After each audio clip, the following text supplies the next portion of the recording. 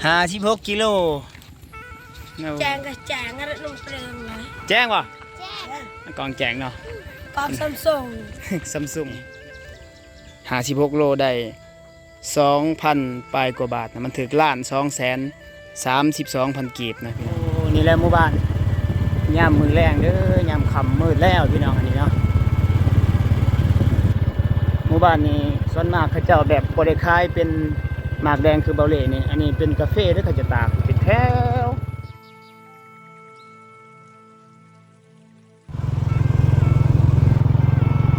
สบายดีเพื่อนพี่น้องเบิดสุขสุขคนเด้อเนาะเบาเล่ก็บ่ได้ลงคลิปพี่น้องตอนนี้ก็ค่ำแล้วเนาะนี่ไปขายกาแฟพี่น้องนี่เส้นทางบ้านเบาเล่เด้อขายกาแฟมื้อนี้บ่ว่าสิได้เท่าใดนะพี่น้องเนาะเบาเล่มาแต่เก็บกาแฟนี่เบิ่งประชาชนพี่น้องส่วนมากก็มาแต่เก็บกาแฟพี่น้องเบิ่งบรรยากาศทางบ้านเบาเล่เด้อพี่น้องเนาะมื้อนี้เราจะไปขายกาแฟทางนี้พี่น้องเป็นทางนี้ก็เป็นบ้านชนเผ่ากระตู่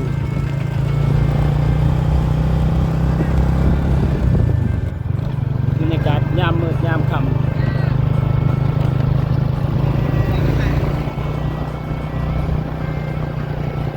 บ่ว่าสิได้เท่าไรเนาะพี่น้องสอบไปเนาะขายกาแฟโอ้บรรยากาศทางบ้านหมอกออกทุกคนเบาเล่ก็บ่ได้ลงคลิป3-4 มื้อโอ้ขอโทษขอไป FC เด้อเนาะมีเวลาแน่พี่น้องกาแฟเบาเล่ก็ถือเขาเจ้ารักซ้ำถือเขาเจ้ารักเนาะเขารักเก็บยามกลางคืนทุกคนก็เสียหายไปหลายนะครับเป็น100 กกเลยทุกคนเอาสิไปขายแบบนั้นแม่ค้าทางไหน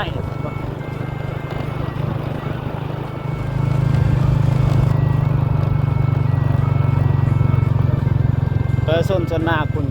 เขาจะตากกาแฟเนาะเป็นแท้ทุกคนเพราะว่ากาแฟมันราคาแพงแห้งส่วน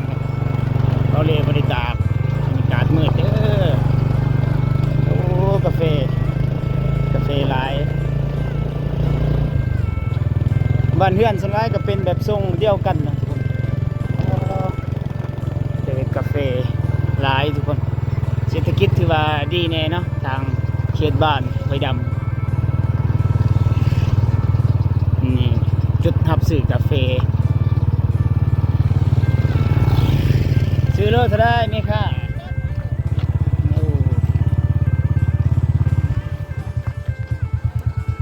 หมดแล้ว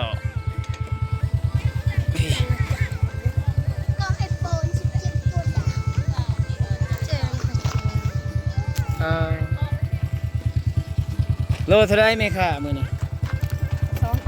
22,000เอารถไปอีตอกมาซื้อกาแฟสิลองติดพี่น้อง56 กิโลแจงกับแจงอะไรลงเปลืองเลยแจ้งวะกองแจ้งเนาะกองซัมซุงซัมซุงแม่นแหละบ้านเรือนพี่น้องอาจารย์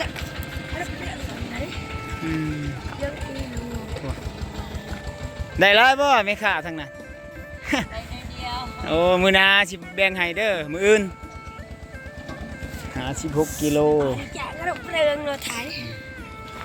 ม้วนเนาะบ้านเจ้าเนาะบ้านยังนี่ก็ยังค่ายเนาะโดยมื้อก็เก็บอีกได้50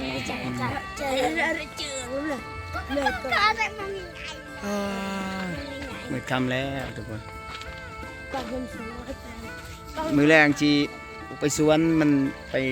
ย่ามเบิงพวกขี้หลักกาแฟเด้อต้องติดตามเบิง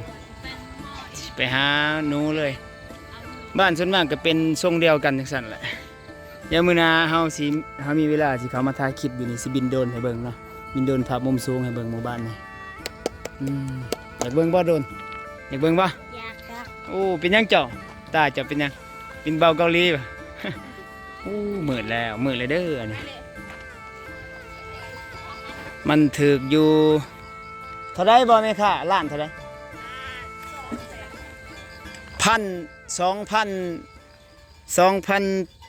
ปลายกว่าบาทพี่น้องนี่56 โลได้ 2,000ปลายกว่าบาทนะมันถึกล้าน232,000 กีบนะพี่น้องเนี่ยแต่ว่าซื้อเขาประมาณ2 กระสอบ 2,000ปลายกว่าบาทเอามืออื่นมาขายใหม่เด้อ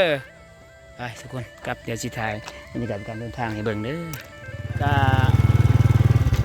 คุ้มค่าอยู่นะทุกคนสอบไปได้ 2,000ปลายกว่าบาทมันถึกล้าน232,000 กีบพี่น้องโอ้นี่แหละหมู่บ้านยามมือแรงเด้อยามค่ำมืดแล้วพี่น้องอันนี้เนาะหมู่บ้านนี้ส่วนมากเขาเจ้าแบบบ่ได้ขายเป็นหมากแดงคือเบาเล่นี่อันนี้เป็นกาแฟที่เขาจะตากเป็นแถวหมากที่ปอกเปลือกพี่น้องปอกเปลือกเป็นหมากขาวแล้วก็มาแล้วราคามันจะสูงกว่านะหมากปอกเปลือกแบบนี้ทุกคนมีแต่ว่าถ้าเฮ็ดกาแฟสดมีแต่ไปขั่วให้มันดำเนาะโอเคโอ้บรรยากาศเป็นต่อโอ้นั่งสู่เกาะวิตามวนส่วนมากเลยพี่น้องคู่ลังเลยนะเขาเจ้าจะอันนี้กาแฟทางนี้เป็นปลูกกาแฟเป็นรักเด้อหมู่บ้านเนี่ยบ้านกล้วยดำนะพี่น้องเนาะบรรยากาศค่ำมาได้ให้พี่น้องเบิ่งฐานะเขาจะค่อนข้างดีเลยพี่น้องหมู่บ้านเนี่ยเพราะว่าปลูกกาแฟนะเพื่อนส่วนมากเป็นทรงเดียวกันเบิดพี่น้องเพราะรักเฮ็ดให้เนาะ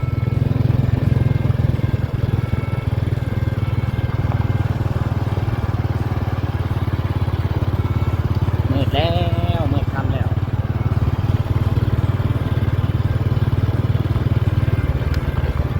ก็อนุญาตไต่ตาเด้อจากน้อยทุกคนคลิปหน้าเนาะจากน้อยนี่แหละเบาเล่กะที่เดินทางไปสวนพี่น้องเพราะว่ามีโจรนะลักกาแฟขโมยกาแฟเบาเล่พูดเอาโอ้ยลายลอยกกพี่น้องเป็นอะไรเนาะบางที่แสดงเป็นในกาสิทธาให้พี่น้องเบิ่งเด้อที่หาหนูพุกไปนำนี่เขาจะมาโอ้เป็นมาถ่ายไปสวนนี่เป็นโรงเรียนบ้านเบาเล่กับพุ่นแหละพี่น้องอยู่ผู้ทางนาผู้แหลมๆทางนาแหละผู้แหลมๆทางนาผู้หมู่บ้านเบาเล่อยู่พุ่นเนาะเป็นบ้านน้องกันสื่อบ้านน้องกัน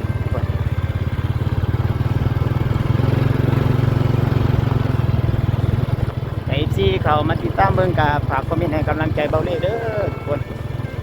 กับบอสู่ได้ลงคลิปพี่น้องข้าวเวียกแม่น้องจิกทุละขอโทษขอไปFCเด้อมีเวลาพี่น้องว่างๆพุ่นแหละก็สิเดินทางไปหมู่บ้านชนบทนี้นั่นเนาะเพราะว่าบ้านเบาเล่ก็เป็นชนบทพี่น้องเป็นชนเผ่าเขตนี้เนาะแต่ว่าก็บ่ได้สู่มาทางที่เบิ่งเพราะว่ามันเขาเจ้าบ่สู่ว่างปานใดนะส่วนมากเขาเจ้าไปเวียกไปให้พี่สวนนั่นแหละพี่น้อง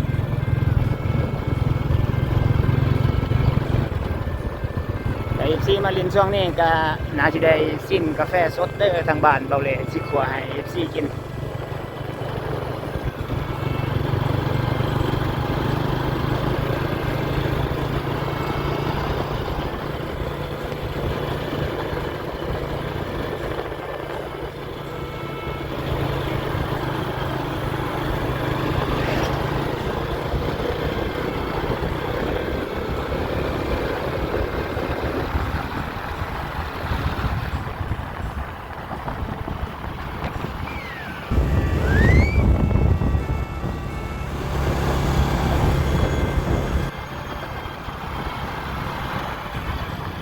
อันนี้ก็เป็นบ้านหนึ่งพี่น้องอันนี้เป็นบ้านอาหังเนาะอันนี้ก็เป็นบ้านชนเผ่ากระตูด้วยกันเดี๋ยวมีเวลาเขาจะเข้าไปด้านในพี่น้องมีกวนเนาะมีกวน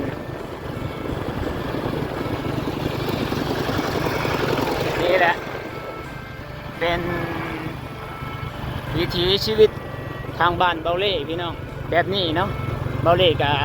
ชีวิตกับวิถีชีวิตกับแบบเดียวกันกับเขาเจ้าแหละ เฮ็ดสวนเฮ็ดไร่เฮ็ดนาพี่น้องช่วงนี้ก็เป็นช่วงเก็บกาแฟเนาะแต่ว่ากาแฟเบาเหล่โดนขโมยก็เลยบ่โอเคปานใดพี่น้องเอาสิท้ายให้เบิ่งเด้อจนฮอดบ้านเบาเหล่เนาะนับจะเดินทางพุ่นแหละจากบ้านเบาเหล่ไปมาขายกาแฟมองจุดวังกี้นี่ก็น่าสิประมาณอยู่2กิโลพี่น้อง2กิโล3กิโลนี่แหละไปกลับก็สิประมาณ5กิโลนี่แหละเนาะประมาณนี้แหละทุกคนไปขายกาแฟเนาะ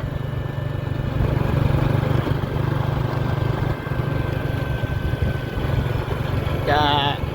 ขอบคุณFCหลายๆเด้อที่เข้ามาติดตามรับชมเด้อให้กำลังใจเบาเล่มาโดยตลอดเนาะถึงว่าเบาเล่สิบ่ลงคลิปก็ยังคิดฮอด FC เด้อเคารพฮักและเคารพเนาะกราบขอบพระคุณหลายๆที่เอ็นดูสงสารติดตามให้กำลังใจเบาเล่เนาะเป็นเด็กน้อยบ้านนอกบ้านนาจังซี่แหละพี่น้องเอ้ยคือเห็นการเดินทางก็ส่วนมากก็ไปคนเดียวเนาะไปถ่ายคลิปเบาข้านก็บ่มีเวลาพี่น้องติดธุระก็เลยบ่ได้เดินทางไปน้ำกันถ่ายคลิปเนาะนี่โอ้ทุกคนจะลากกาแฟมาระดับเป็นโตนพุ่นเลยทุกคนนี่สิฮอดแล้วหมู่บ้านเบาเหล่เนาะอยู่กับผู้จังซี่แหละบ้านก็ตามตีนเขาไปพี่น้อง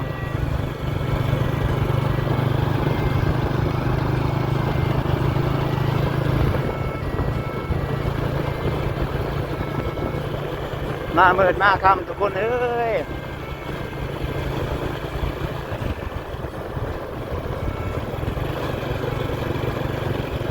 เราเลยก็บ่ฮู้เนาะว่าช่วงนี้ FC เพิ่นไปซ้ายคือเงียบๆบ่เข้ามาติดตามรับชมให้กำลังใจเนาะหรือว่าย้อนบ่ได้ถ่ายผู้แสผู้สาวบ่เฮาก็สิพยายามเด้อเพียงน้องถ่ายสาวชนบทเขตบ้านเบาเหล่เองนั่นแหละให้เบิ่งเป็นจังได๋งามบ่ต่างบ่กับแถวแขวงสี่กองตัวเมืองละมามเนาะเด้อพี่น้องนี่ครับจะซื้อกาแฟโอ้